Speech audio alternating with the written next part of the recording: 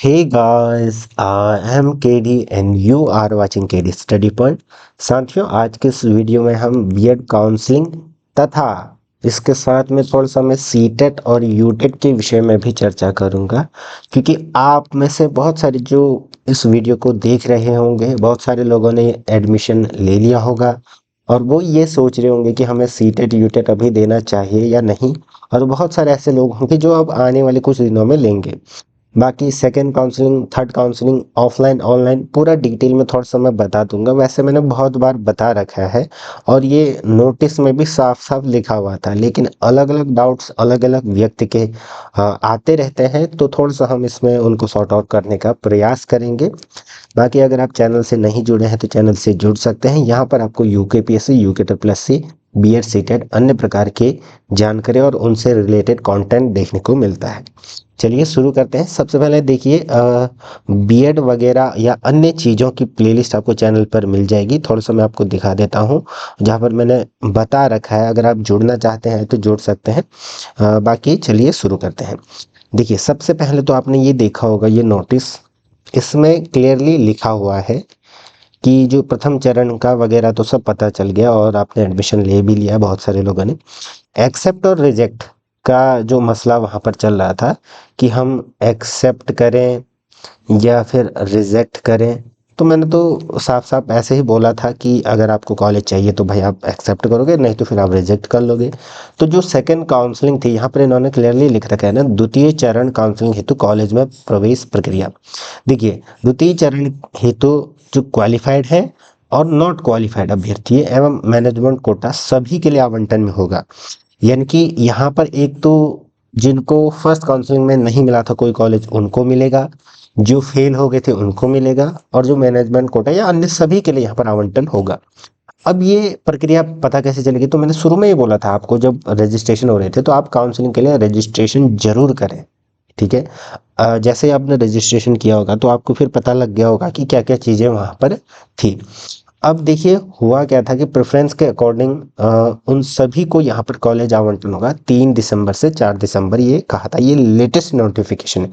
वैसे ये डेट पहले थी, लेकिन ये फिर चेंज हुआ था ना, थोड़ा सा एक्सटेंड हुई थी जो फर्स्ट काउंसिलिंग की प्रवेश डेट। फिर उसके बाद देखिए 3 से 4, यानी कि आज 4 है, तो शाम तक वही आपको कॉलेज आवंटन हो जाएगा। तो आप क्या कर सकते हैं, लॉगिन करके अपने जो भी डिटेल्स हैं, जैसा आपने काउंसलिंग फॉर्म भरने सारी चीज़ों में किया था, लॉगिन करके चेक कर लेना कि क्या आपको कोई नया कॉलेज मिला है या नहीं।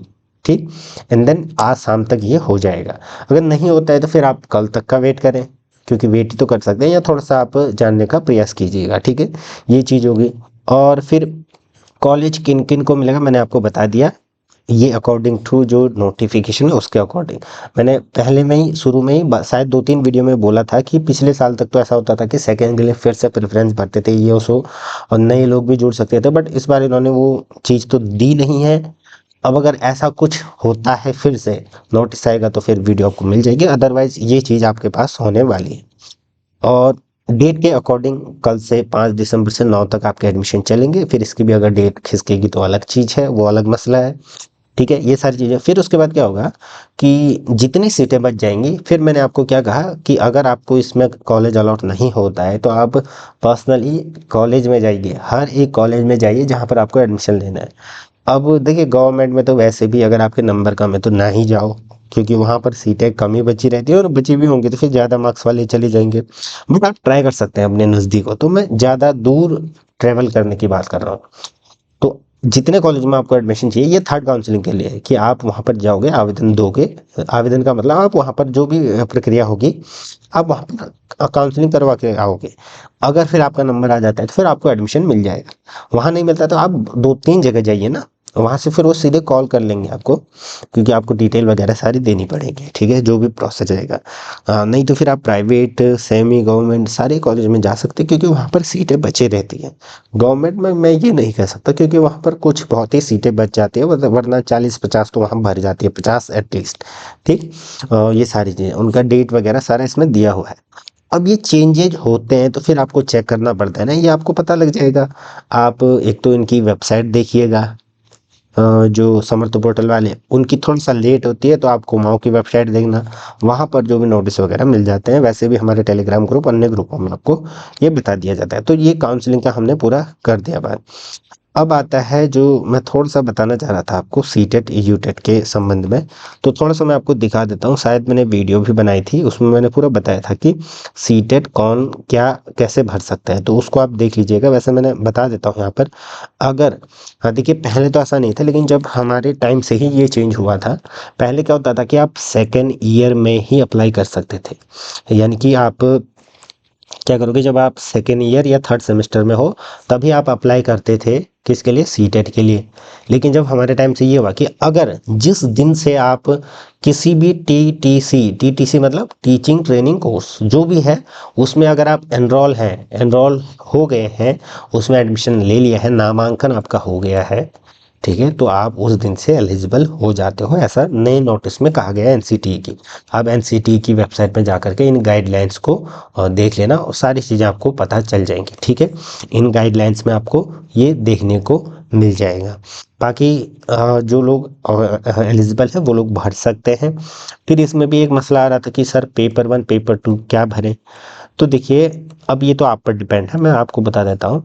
शुरू में तो ये ऑप्शन आता था, लेकिन फिर इन्होंने चेंज करा, ठीक है। पेपर 1 में फिर बीएड की जो उसमें बीएड डिग्री वगैरह भरते थे वो गायब कर दिया था, सिर्फ डीएलएड वगैरह भरनी पड़ती थी, मांग रहे थे ये लोग।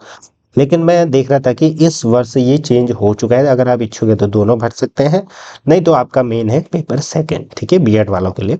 तो अगर आप चाहें तो दोनों भर सकते हैं, एक बार देख लेना अगर भरा जाता है तो, ठीक है। नहीं तो फिर पेपर सेकंड आप उसको भर सकते हैं अच्छे से।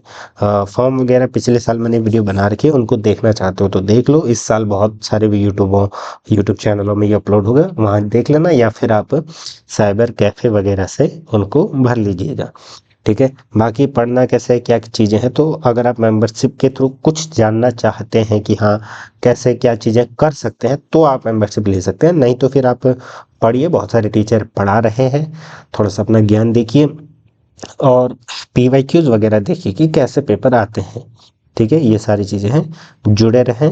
धन्यवाद। लगभग लगभग मुझे लगता है कि सारे पॉइंट्स हमने कवर कर दिए हैं काउंसलिंग के रिगार्डिंग, और सारी चीज़ें। एनएसपी पर भी देखिए मैंने बोला है वैसे कि वीडियोस बना रखी हैं, तो एनएसपी का भी आप देख लीजिएगा।